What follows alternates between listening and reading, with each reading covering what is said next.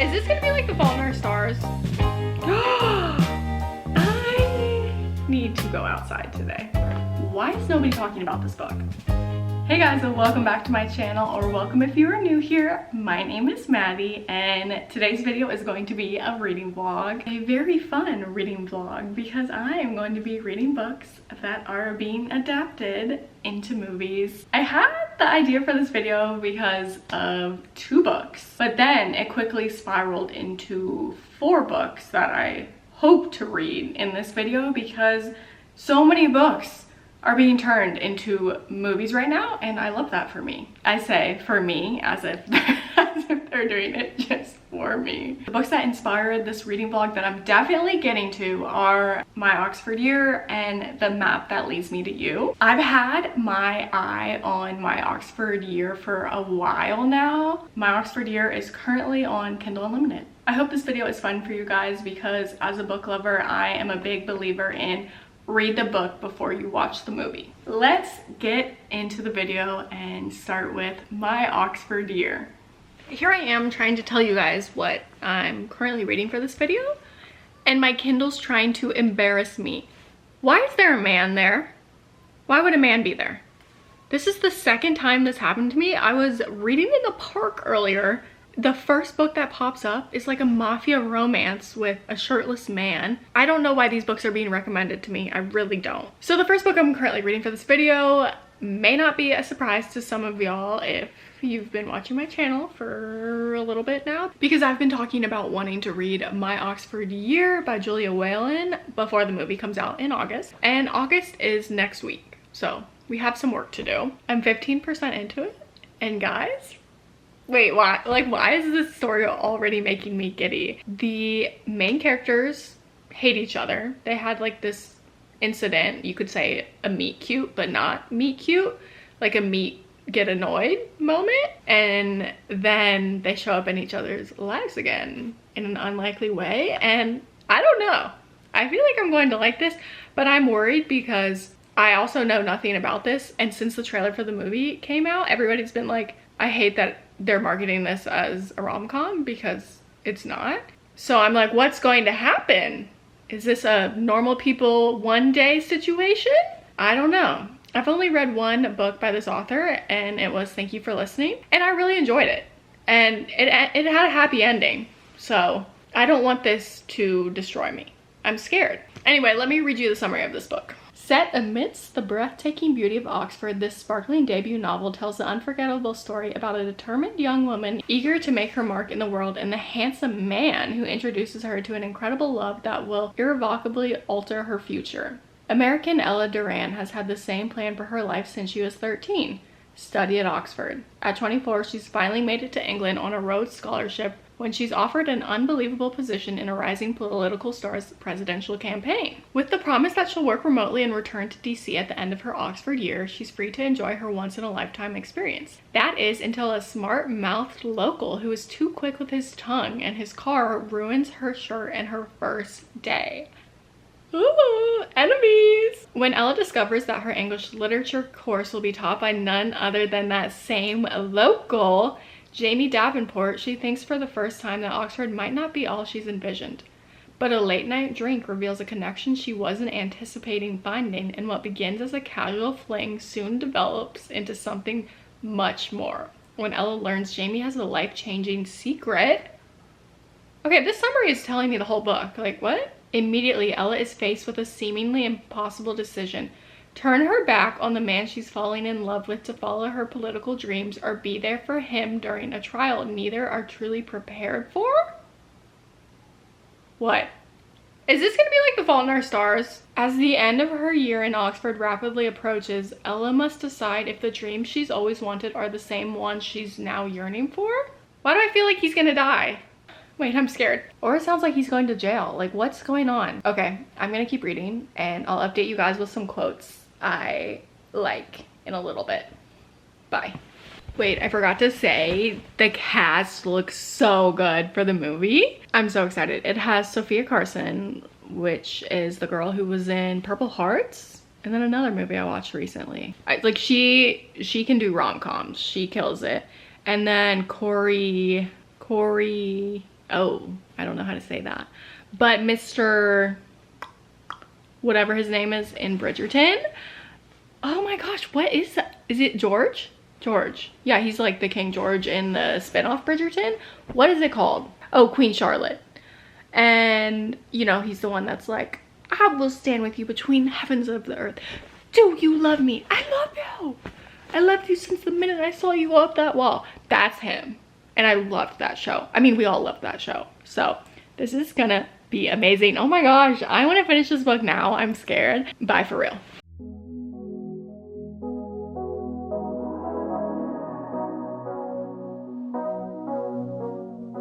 I don't wanna call you later. You're tearing my heart up like it's paper, and somehow you turn to a stranger. We used to work, now I'm trying to make sure that we're both on the same page. I don't want it to complicate. I know you're riding away. Is there room for us both on the same way? Nothing breaks so clearly when there's love on the line. My best friend told me so. Guys, I finished my Oxford year, and I finished the most devastating book in the most beautiful place ever, Croatia. I'm sure I included a few clips from our time there. I literally finished the last chapter on this beautiful beach with sparkling blue water. The sun was out, the UV was high, and there was a Zumba water aerobics class going on right in front of me, music blaring, and I was still locked into this book. Do you guys want to hear something crazy? I gave this book 5 stars, and I will definitely recommend this book to everyone until the end of time. Right now it is August 1st and the movie is out. I've only seen the first 15 minutes, but I'm definitely gonna sit down and finish it tonight. Okay, time for me to blab about this book. First of all, this part right here, skip ahead 20 seconds because this is going to be a spoiler. You guys remember when I said, is this going to be a Fault in Our Stars situation? Yeah, it was. Okay, no spoilers. Ella, is that? Yeah, Ella. Wait, now I'm noticing they changed the main character's name in the movie. A lot of little things are different already, and a lot of small things are the same. And the side characters, is it Maggie, Charlie, and Tom? So good. This is gonna be so good, guys. I'll update you once I finish watching it. But now back to the book. If I switch back and forth between Ella and Anna, it's because the main characters' names are different in the book, okay? The female main character. Ella being from Ohio cracks me up because if you grew up in the Midwest, specifically Ohio, I grew up in Ohio and lived there until I graduated high school, you just get it. And if you write about a character that grew up in the Midwest and you grew up there, I'm automatically gonna like your book because we're gonna relate to each other. Growing up in the suburbs, you're always gonna dream of moving somewhere else and do something bigger than the town you grew up in. And I didn't even grow up in a small town, okay? I just wanted to see the world, really. So the fact that that is Ella's backstory, I love that, and I relate to that so hard, and that's why I love Emily Henry, and I love her writing because Emily Henry grew up in Ohio and she still lives there. Look at me, it makes sense for me. I now live in Europe. I didn't go to Europe for the first time until I was 20, and you just have to grow up in Ohio to understand this longing for wanderlust. The writing in this was so good. I think I told you early on, I loved the banter and just the writing in general. I highlighted so many things. There were so many bookish moments. Ella is very bookish, and I think she will be in the movie as well. I love that she's studying literature or poetry or whatever. I love that there is a famous passage at the beginning of each chapter. Like, this book was made for a book lover, for sure. But there was so much I loved about this book. Let me read a few quotes to you. Oh my gosh, when she first got to Oxford, she was describing the city and whatnot and how it just felt like home already, and she said, beyond a picturesque bridge, the narrow 2-lane road continues into a bustling main street lined on each side by buildings in a hodgepodge of architectural styles. No room to breathe between them. Like the crowd at the finish line of a marathon, these buildings cheer me on, welcoming me to their city. That's so cute. Ella just wanted to leave Ohio and explore the world. And then she said, it's as if this city belongs to everyone. If you're here, you belong here. It's like a timeless, ramshackle international space station. A chill goes up my spine. Toto, we're not in Ohio anymore. I cannot. And then this is her describing Tom, who's one of the side characters. There's something timeless about him, as if in the entire history of Oxford, there has always been a Tom, living in a closet of books, bicycling through the city in all weather, sneaking into lectures he doesn't belong in, changing courses a year shy of completing them. Reading poetry is a conversation of feeling between two people. It shouldn't answer anything. It should only create more questions, like any good conversation. What did she make you feel? If you don't open yourself up, how can you ever be surprised by life? And if you're not surprised, what's the bloody point? And then I love the way she described Jamie's eyes. And I finally realized what it is about his eyes. They're the color of this swimming hole I used to spend summers at as a kid, at the end of a trail at the base of a waterfall.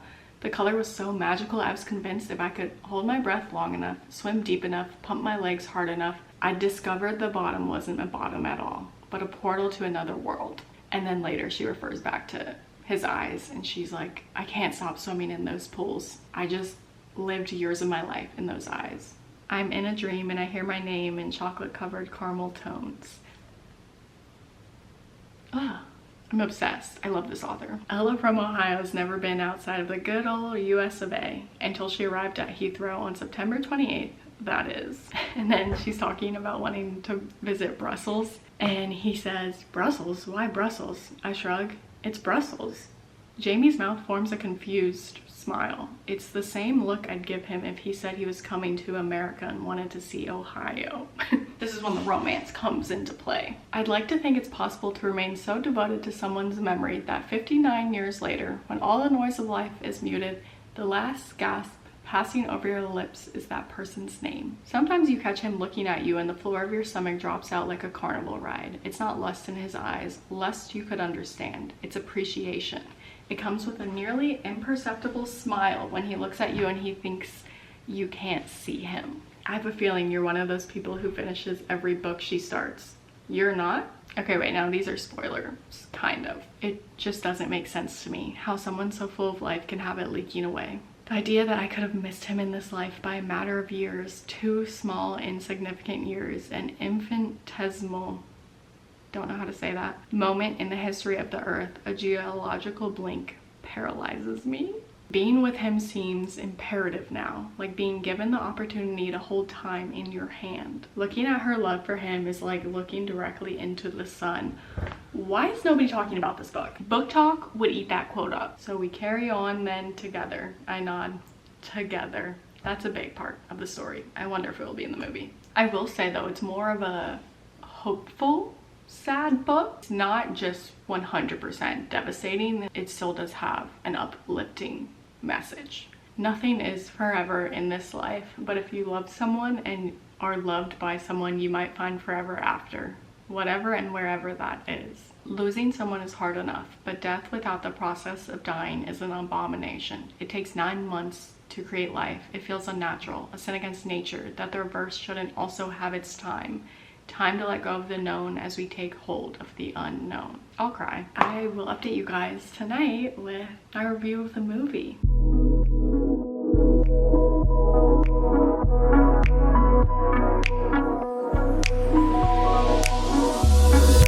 I can't get enough. No, I can't get enough. Hey guys, I finished watching My Oxford Year and I wasn't really gonna talk about the movies, but I guess I can because that movie's out already. I liked the movie. I thought it was cute, but it just felt really surface level, and that's because it was. It did not compare to the book at all. I liked the casting, of course. I could believe their love for each other, but it just wasn't deep at all. There were a lot of quotes in the book that were big ideas and life lessons, and the movie didn't even touch that. It was more so just like a sad love story with no depth to it. But one thing I will mention is they traveled in the movie, or talked about traveling, and they wanted to go to Amsterdam, and Jamie loves this museum, and it's called Our Lord in the Attic, and it's a Catholic church literally in a canal house in the attic. And I thought that was crazy that he mentioned that, because I really enjoyed that museum, and I went recently, and then I took my parents, and then I told Sam to go. So that was cool, and then they actually showed it. It was good to see Amsterdam featured in this movie. That's all I'll say about the movie. Say it with me, everybody. The book was better. But I know that's not always the case, because I think the TV show for The Summer I Turned Pretty is better than the books. So the next book I will be reading for this video is not a book I had planned on reading next, but Sam, my husband, bullied me into reading this book. And that is Project Hail Mary.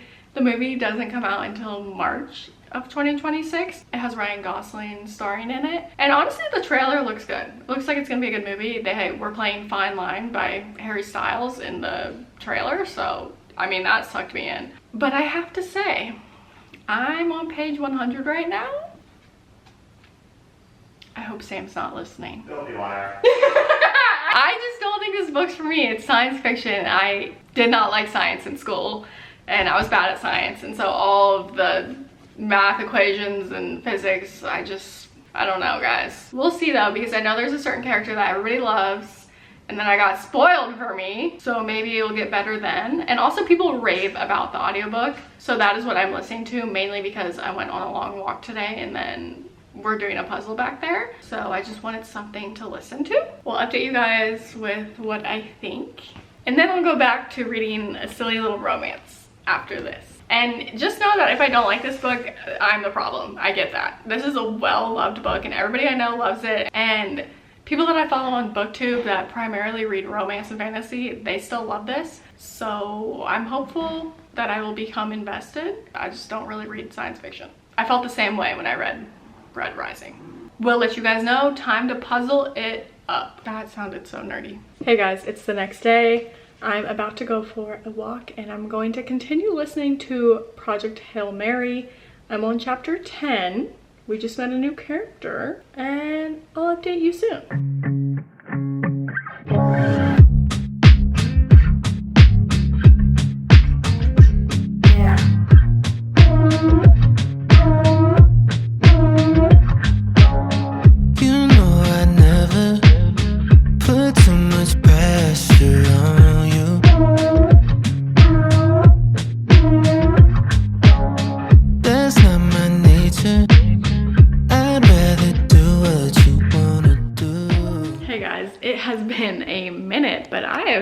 Trying to get through Project Hail Mary. I didn't even talk about what this book is about. Let me read the summary. A lone astronaut, an impossible mission, an ally he never imagined. Ryland Grace is the sole survivor on a desperate last chance mission, and if he fails, humanity and the Earth itself will perish. But right now, he doesn't know that. All he knows is that he's been asleep for a very, very long time, and he's just woken up to find himself hurtling through space millions of miles from home. It's up to him to puzzle out an impossible scientific mystery.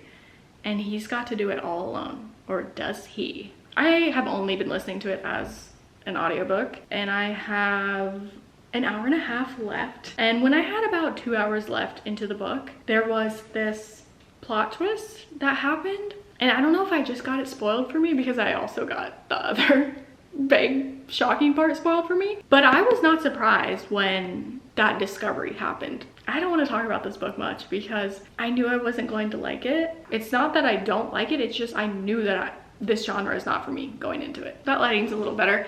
The same thing happened to me with Red Rising. I just don't think I'm a science fiction girl. And it's not fair of me to say I don't like this book. I mean, it is fair because I can do whatever I want, but in my head, it's not fair of me to say that I don't like this book and to rate it because I knew it wasn't going to be for me from the beginning. But the only reason I'm reading this book is for my husband, Sam. Otherwise, I would have DNF'd this baby. And it's not that I'm dumb, so don't comment that. Because in the beginning, it was confusing, but that's mainly because the main character is also confused. So you're kind of putting the pieces together at the same time as he is. But once I got past that, I kept checking in with Sam and confirming what was going on, and he was asking me questions. and I was able to tell him what was going on. It's just, I don't really care.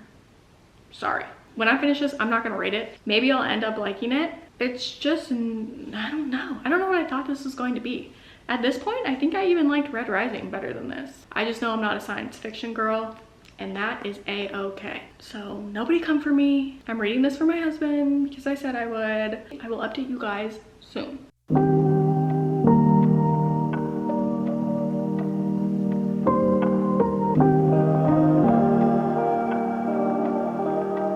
Guys, if anybody's still here, because I started editing this video, and tell me why I talked about my Oxford here for 30 minutes. Hopefully if you're watching this, I cut it down. My hair looks amazing, by the way. Yeah, I finished Project Hail Mary, and my feelings still kind of remain the same of what I said in the last clip. I did end up liking the ending, and I felt a little more invested at the end, but overall it just wasn't the book for me. Read the summary and decide for yourself if you think you would like this. If you like science fiction, of course you would like this. Okay, the next book I'm reading for this video, and possibly the last, is The Map That Leads to You by J.P. Moninger?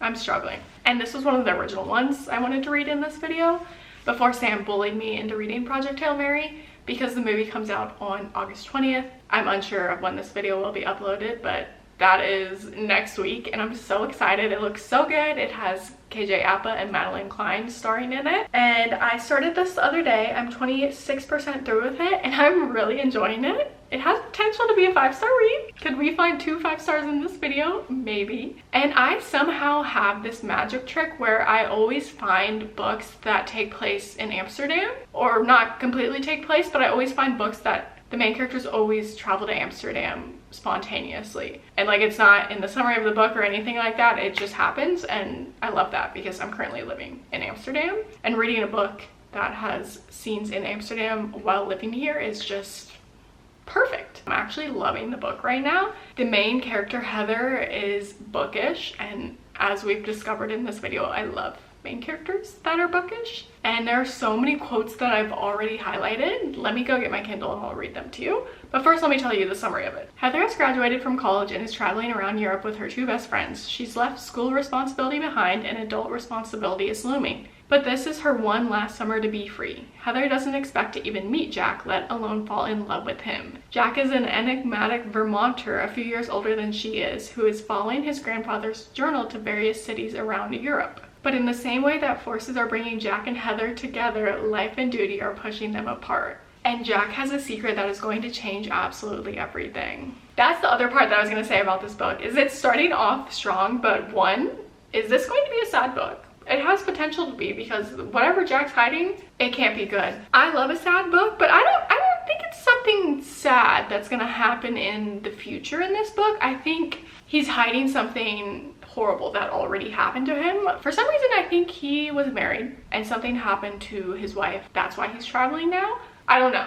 I'm not going to confirm or deny if I am correct, because then that will spoil it, but that's just what I'm thinking based on the writing so far. I also like that in the beginning, Heather is traveling with her 2 friends, and I love their friendship. It just reminds me of how fun it was to be living with your friends in college, and how special those friendships are, and how you will stay friends forever with the people you meet in college, because these are her college roommates. This is my favorite quote so far, and Heather and Jack are talking about how she's reading on her Kindle, or I think it's even her iPad, and Jack is talking about how he likes physical books better, and he says, "A book is a companion though. You can read it in a special place, like on a train to Amsterdam, then you carry it home and you chuck it on a shelf. And then years later, you remember that feeling you had on the train when you were young.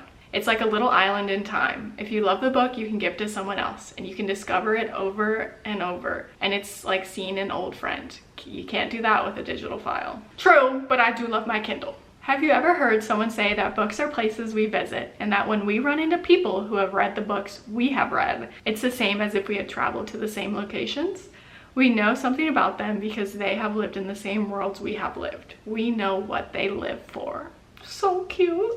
Now I'm going to go read at the park because it's 81 degrees and the UV is 7. which is high for Amsterdam. We have another heat wave this week. I really thought fall was here, like yesterday, but that's okay. I want a little more sun before the chilly weather. See you guys at the park.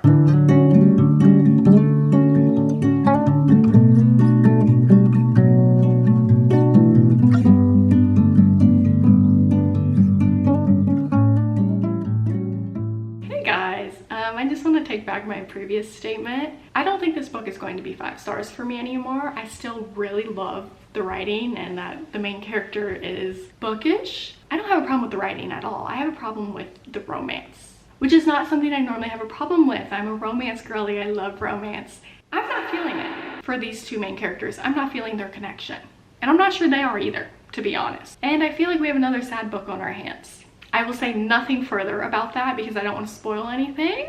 But I'm now 55% through with it, and I just know something's off. I will come back to you guys when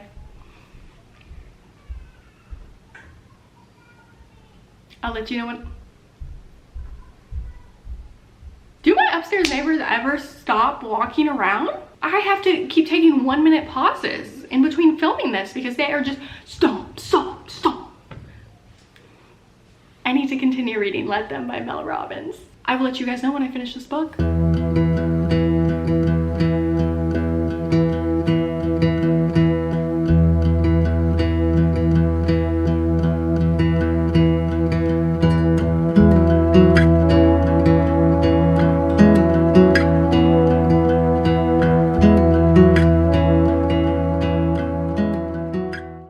It's the next morning. Sorry I look like a grease ball. I went for a walk. I watched the new episode of The Summer I Turned Pretty, and I've been sitting here reading The Map That Leads to You. And I thought now would be a good time to update you guys because I genuinely don't know where this book is going. This book could absolutely shock me with the ending because I'm so confused. And you're supposed to be confused. You're not supposed to have all the answers yet, but I want to have the answers. So I'm gonna sit down and finish this book within the next hour. I'm 82% through with it, and it says I have 55 minutes left. Bet I can beat that. Let's finish this book and get some answers. What? Guys, I wish I had recorded me reading the last page, but I did not know it was the last page. I read this last sentence. I highlighted it because it was beautiful, and then I swiped to go to the next chapter because it says 11 minutes left in the book. And it was the acknowledgements. I need to go outside today. I'm so unwell from that. I don't know, guys. I need more. I needed an epilogue. Did you hear that? That was the door. Why are we slamming the door? I'll come back to you with my final thoughts. Okay, final thoughts on The Map That Leads to You. I know I said earlier that their romance didn't make sense to me and I don't believe their relationship, but now that I finished the book and I know what I know, I mean, I guess their relationship makes sense, but it did still feel cringy to me despite the circumstances. I would give this book 2.5, 3 stars. I just wish we had more of an epilogue. It kind of ended abruptly and I get why, but overall, if you're looking for a book that has the same exact storyline, there are others in this type of story that I would recommend over this one. I'm trying to be as vague as possible, but I feel like you guys know. There are other books just like this one that were done better, in my opinion. So that's that. Glad I read it though, because I do love to read the book before I watch the movie. The movie looks good. I keep saying that, but it only looks good because I like the actors. Like,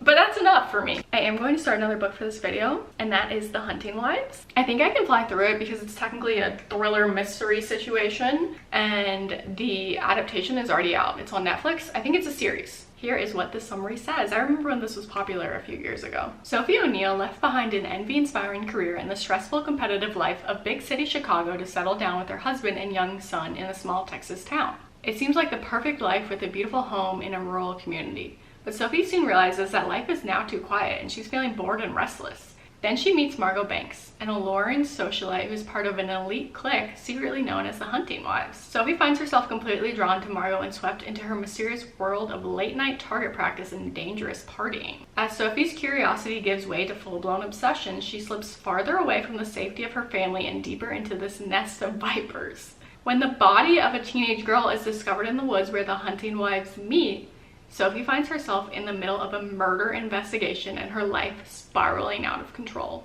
I love a thriller. Let's go read at the park. Saw your silhouette in the backlight. Swear we could have met in a past life. Treating every night like the last time. So I end all my days with you. Yeah, we should share a backseat in a taxi to get home. No need for either of us at this point to sleep alone. 'Cause I don't like. I finished The Hunting Wives and I started it yesterday. I didn't update you guys at all, but that's because I was hooked right away. I thought that it was super fast paced, I was invested, and it was juicy. And that stayed true until the end. Clearly, I was invested because I read it in just over 24 hours. And I would recommend it. I would say it's more of a mystery than a thriller. I say that, but I don't even know what the difference is between those, but I think I have an idea in my head. Maybe I'll do a little more research. It didn't feel that scary. It just felt like a lot of rich mom drama, honestly. And then right away from the beginning, you know that someone is murdered and you're trying to uncover who the killer is. And I have to say, they had me fooled. I did not have a great idea of who the killer was. And honestly, I didn't trust our main character either because she was unreliable. So I'm glad that the author surprised me.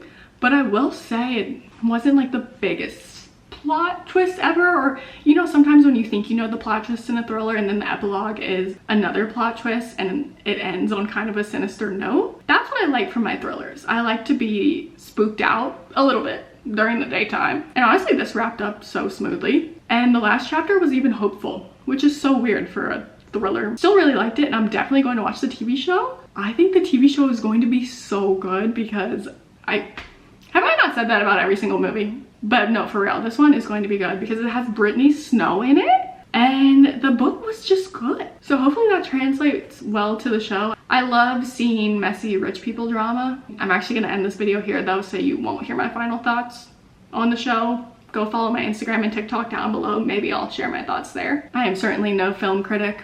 I think that The Fault in Our Stars is peak media, if that tells you anything about me. And my review for My Oxford Year, the movie, was probably not great. So yeah, thank you guys so much for watching this video. I had so much fun. It took me over a month to film this, and I found one 5-star read and then another book I really enjoyed, which was The Hunting Wives. Those are definitely my two favorites from this video, and I'm so excited to watch all the TV adaptations for these books. Read the book first. That is the lesson of this video. Did you guys see that piece of hair? If you like this video, don't forget to give it a big thumbs up down below and subscribe. I post new bookish videos every week, and I hope you guys will stick around. Bye!